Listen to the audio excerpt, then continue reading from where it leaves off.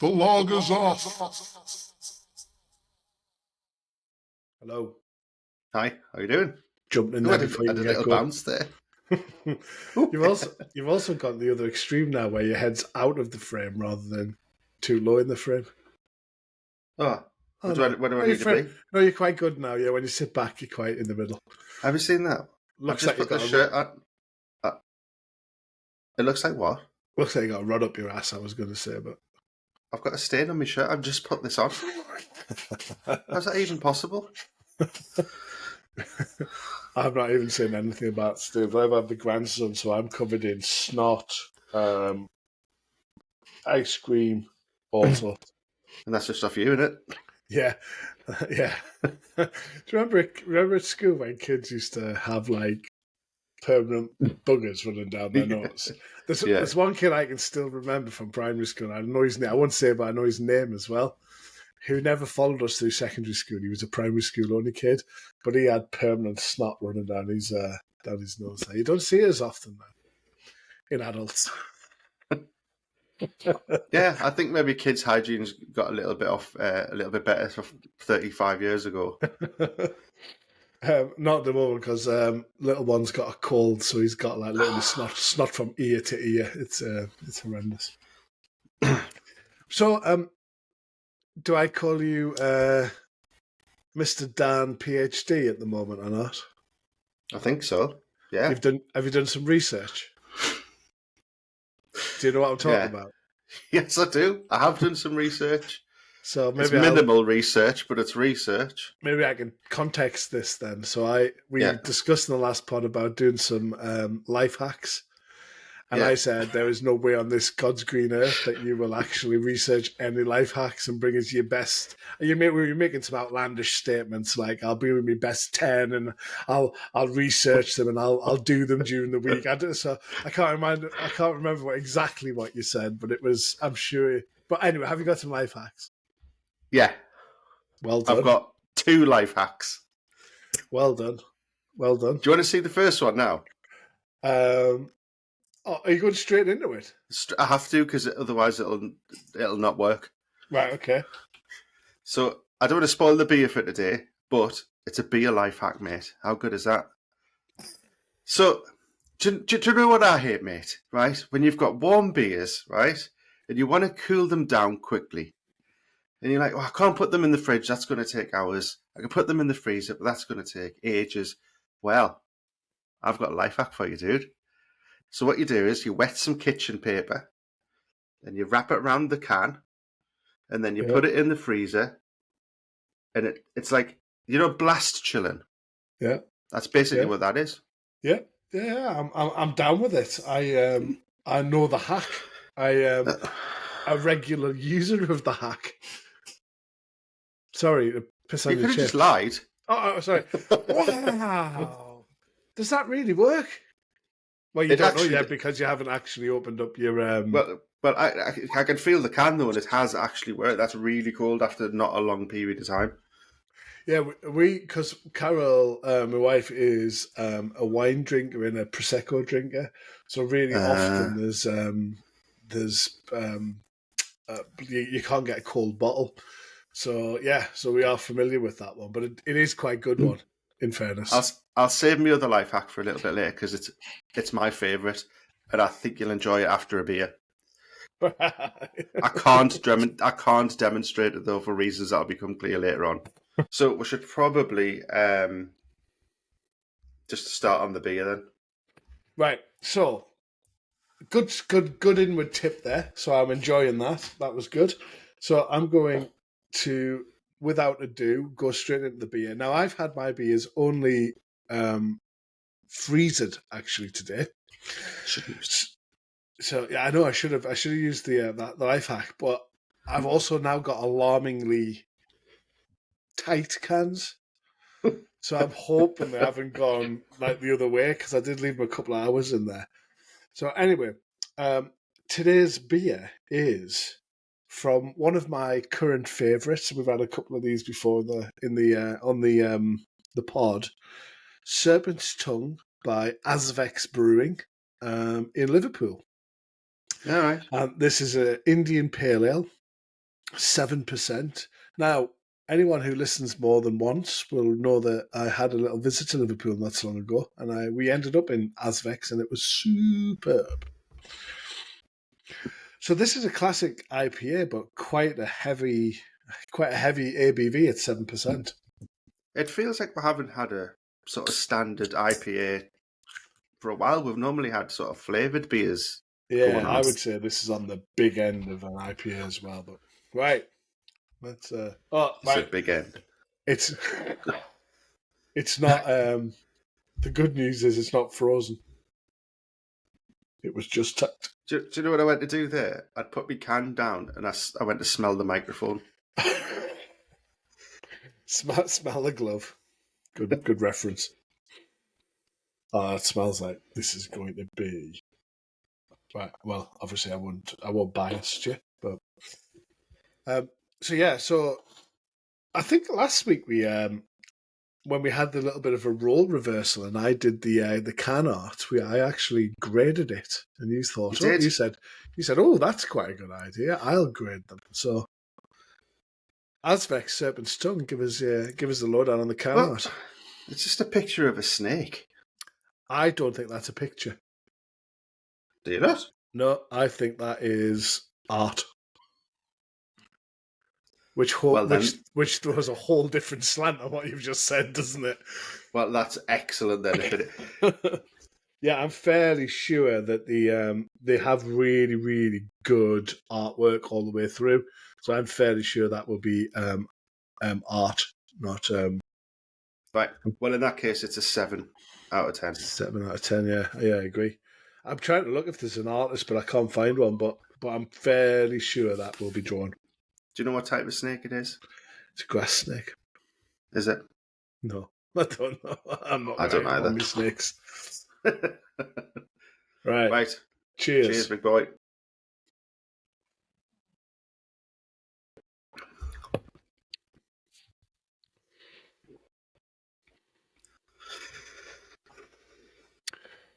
We've just, for anyone listening, we've just given ourselves a knowing nod. That was a nod that would never have been done 40 episodes ago or whatever we are. But that was. I'm not going to give anything away. Okay, don't want anything. But there was a nod. There was a nod just happened. So whatever that means, there was a nod. Yeah. So what have you been up to then? Anything new? Not really, mate. Just the grind of life. I've been playing on a few video games recently. Video games? Yeah. Are you from 1983? What should I call them? I don't know. Computer games? That would have been the 1982 reference. Are they actually still classed as video games? I think so. Well, what else would you call them? But like a video is like a VHS, isn't it? Yeah, but I think the common term is still video game or gaming. Gaming? Wow. I've been gaming. That's probably I mean, I'll accept video games. I quite like the retro feel of it. But yeah. And what's your game of choice?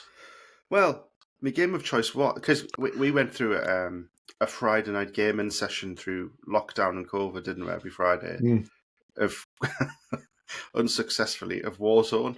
Yeah, which started off being brilliant, hilarious, excellent 2 hours, and then it just ended up being a bit boring, didn't it? Because the maps were crap and we were rubbish. And we just died non-stop. Just get called names of French people. So I'm still playing the old Call of Duty. Not Warzone, mind, just the boring one. Right.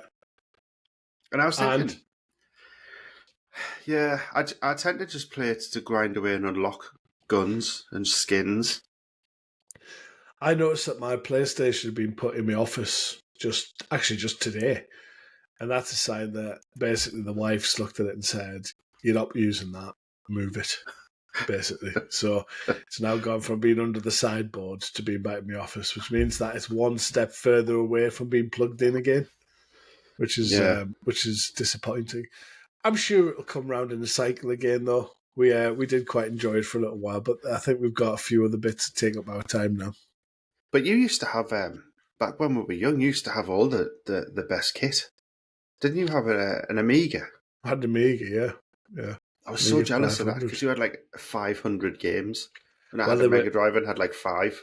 yeah, but they were like very easy piratable then, weren't they? I remember you used to be able to get like 4 pages of A4 with like 1,000,001 games on that you could buy for like 50p. You just had to buy the floppy disk basically, and I seem that to was remember it. when I had a Amstrad, there was a shop not far where I lived who sold video games, and you would buy them for like £6 or £7 or whatever they were then. Take them home, copy them, and then just take them back to the shop and they'd give you your money back.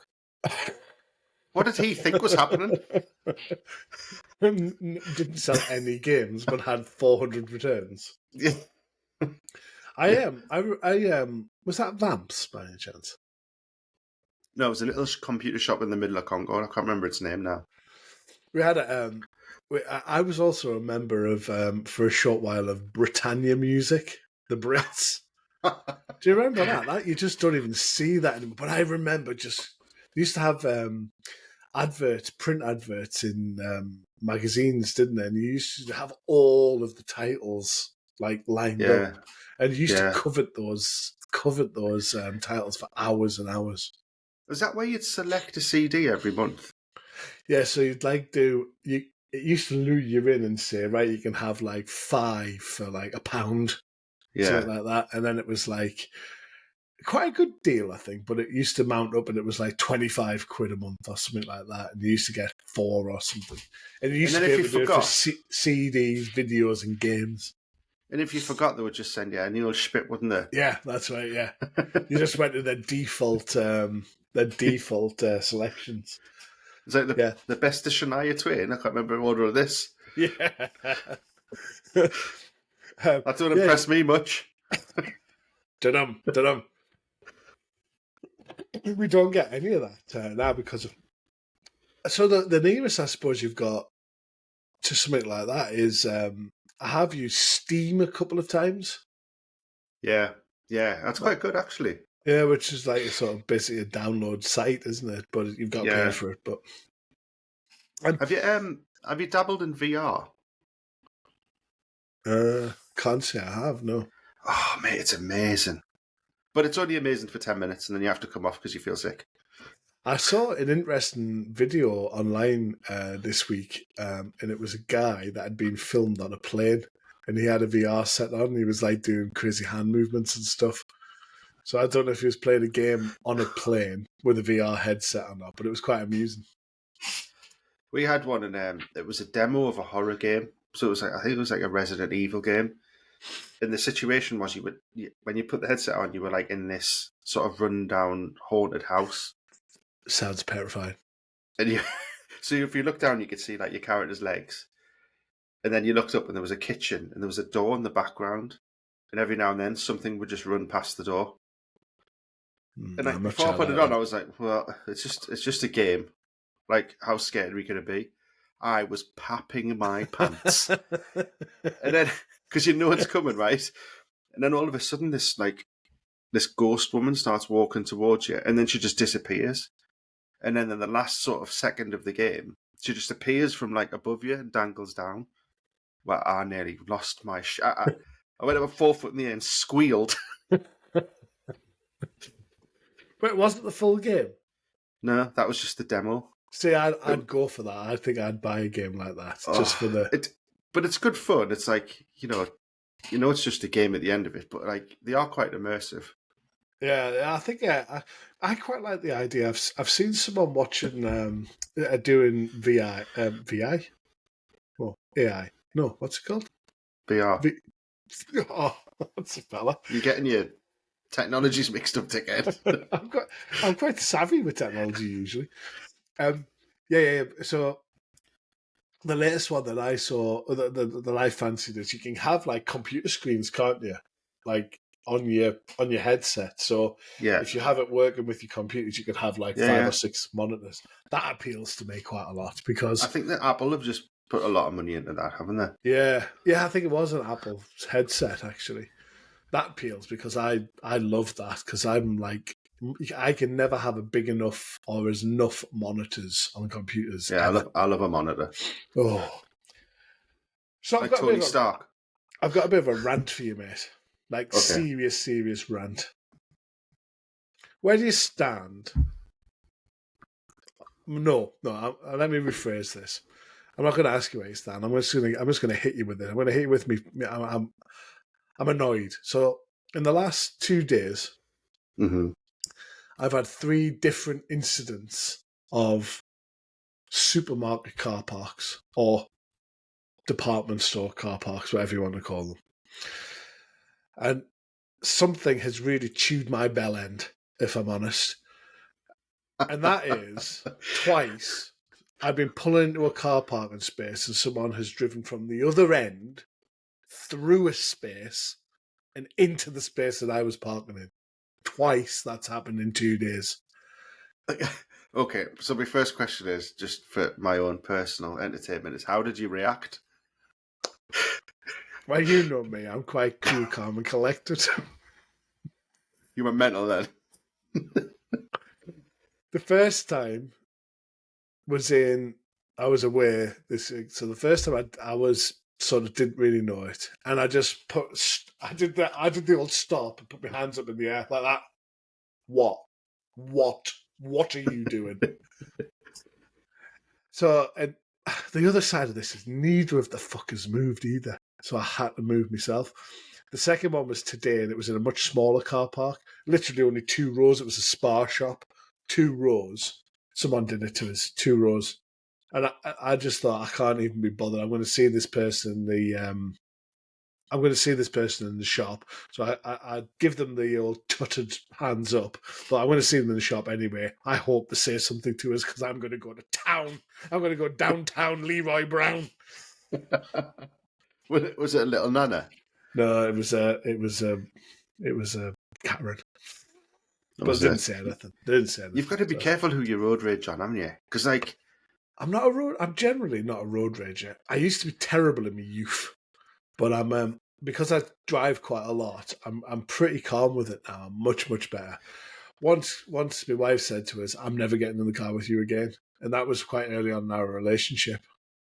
bloody So hell. I'm very different now. Very chilled.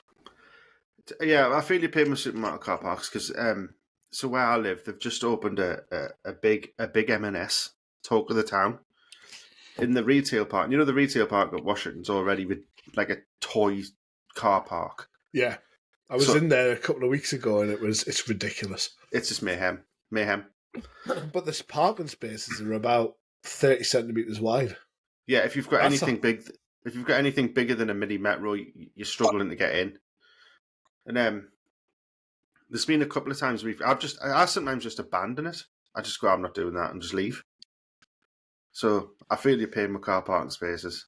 So the other one was I had one where, and it's sort of similar to what you're saying here. So quite tight parking spaces, and someone parked like next to us. So the first thing is if anyone goes into a car parking space with a big car and they are on the white line or they're over the white line or they're like right on it, you've got no room. You can't park next to them. Or even if their wheels are turned and they're like Yeah, pointing over, you can't get in. I bounced back off someone's car doing that once. So I What, you pulled into a space. hit their park wheel? Yeah, I just got my back. And I was like, eh? Then, all right, I've hit that wheel. That's the luckiest and unluckiest crash ever. But they'd put it in full like lock. Yeah. So they parked, and I hit something, and I was like, eh, and the car just like went back, and I was like, I've hit the person's wheels. I'm trying not to swear. Well, so this happened to us today. So someone again, double whammy this time. Double decker parking spaces. We're parking the front one. Someone had come in, and they drove through a parking space to park next to us. So that they were parked literally next to us, and these are quite small parking spaces. Apart from there was only about 8 cars in the car park. He had literally anywhere. He could have parked. He couldn't have even parked in a disabled bay because there were so few people there. And he parked next door to us. But he left. I reckon there must have been 4 inches of gap, which is what Wow. about that, isn't it? 4 inches. That's a penis joke. No, so it was So it was like ridiculous. So I was in the car, but my wife was coming to it, and she looked at him and she just went, "What am I meant to do there?" And the guy like proper shrugged his shoulders, like, "Not my fault," as if to say, "Not my problem." He was an older fella, and he didn't actually see me sitting in the car, so he probably would have moved had it escalated. But he did eventually reverse and then waited for us to get in the car. We had the baby as well. Waited for us to put the baby in, and then pull back to where he was. The silly old, and I'm not going to apologise for me swearing. Why are people like that, mate? Oh God! What is it? It's got worse, hasn't it? This entitlement thing. And I don't know if it's me or not. I don't know if it's just my outlook on life or anything. No, but it's people are definitely worse now than they were 5 years ago. 100%. You know when you have really dark thoughts? I was having dark thoughts. I was having really, really dark thoughts about, like prison cells and fire and all sorts of stuff. But yeah, I wonder what would happen to me if I dragged him out of that car. It's set fire to I mean, that is a slight overreaction to someone parking too close, but mate, we're seeing it now. People are getting pushed to their limits with all this nonsense. And well, I think it is generally because cars have got bigger, so cars are wider than they used to be. But also, I'm not the smallest guy either, and I do need more than 4 inches to squeeze out of a door. So I'm quite considerate. So I always go the other way. So I park like where there's less room on the passenger side, which only actually works if you've got nose in or reverse in both cars. I don't know if I've said this before on the pod, but I jinxed Sarah, my missus, with car parking spaces. So I noticed, like, quite a while ago, every time I went to my car in the supermarket, as soon as I got to the car, I was walking towards the car, the person on one side or the other side or both sides would start getting in or out of their car. So then you have that situation, don't you, where it's like, I've got to wait for them to get in and who's going to move first. And I said to Sarah, it's the law of averages has to dictate this can't happen to me every single time I go back to my car or I'm getting out of my car to the supermarket. She was like, you're just being paranoid. And then ever since I said that, every time we go shopping together or go somewhere together in the car, someone's getting in or out of the car on either side. And she's like... Question for you then. Are you waiting for them to bang your car to go off it? No, I couldn't care. I couldn't care.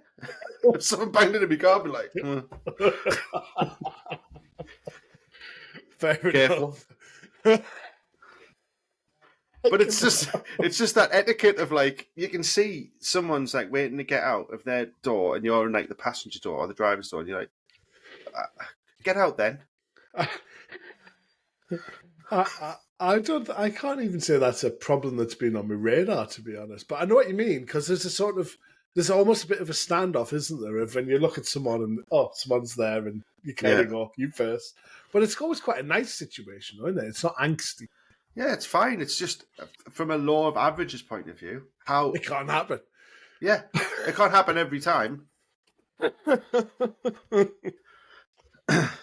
So that's been my absolute rager at the moment. Bloody supermarket car parks, absolutely. Yeah. Oh, what is it? Grinding me gears. Literally grinding me gears. Yeah. Are you ready for life hack number 2? Oh, there's another. There's another. Please. Now, I tell you what I hate, mate. When you go to the toilet for a number 2... Has this got anything to do about setting fire to people in cars next? No. Okay. It's not anything to do with that. So don't interrupt again. Do you know what I hate, mate? When you go to the toilet for a number 2 and you finish and there's big skids on the toilet bowl, or you've got to go to the in-laws or someone's house and you leave big skids on the toilet bowl. How embarrassing is that? How annoying is that? Hang on, wait. I need to clarify a point. Point of clarification, please. You've just said big skids on the toilet roll. Oh, I meant toilet seat, the toilet bowl. Right. Can I start again? I was thinking it's hard to go for a poo without leaving big skids on the toilet roll. Well, I thought I said bowl. Right, okay. Can I start again? Right. It's because you interrupted the first time. Right. I shall not say anything. I tell you what I hate, mate. When you go to the toilet for number 2 and you finish and you look down at the toilet bowl and there's big skids there. How annoying is that? Especially if it's someone else's house or in a public place and you think, oh no, how embarrassing. You almost sound like you've scripted this. I've said it 4 times. Well, I've got the solution for you, mate. 2 words. Chod hammock.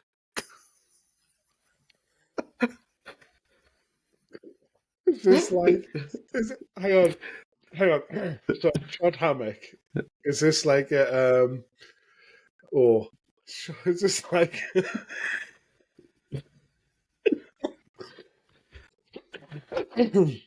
Is this like a turd tripod? I don't know what that is. I don't either, but I was trying to think of something that alliterated with it. Well, I'll tell you what a chod hammock is. So before you sit down, what you do is you get a few layers of toilet roll and you put them on the toilet bowl sort of inside, and then you build them up and across the water. And what that does is when you empty your bowels, it catches them softly in a nestle of paper, and it doesn't leave any remnants on the bowl. Like a hammock. A chod hammock, if you will. You turned into Dave Myers there at the end there. Did I? God rest his soul. Now, okay, so there's a few things that there's a few points of clarification yet to gain with this life hack. Fire away.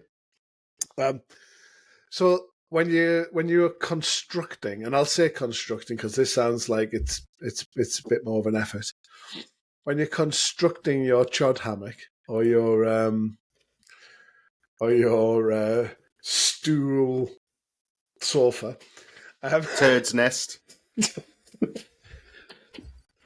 Do you actually go up the pan, or do you just soften the blow in the water?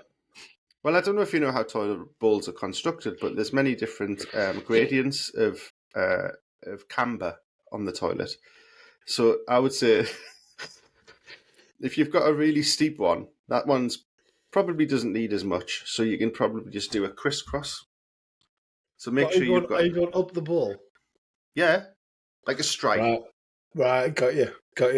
So you imagine where your angle of attack is, and you put your stripe there. Do a couple of those, and one of across, just to make sure. Second point of clarification. Mm-hmm. Would you get red painted by just stop oil for using too much toilet paper? Well, probably, but I'm not bothered. They can throw orange dust on us. You can bang me card, or I won't care.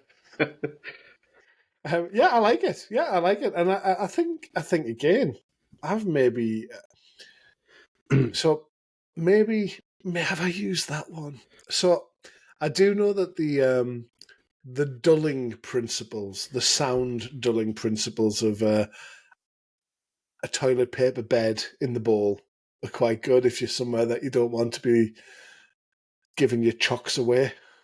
So if you don't want to be giving a big bellowy splash at the other end, you can dull the rebound with some Garmin. No, not Garmin, Charmin. At the next turn, drop off the kids.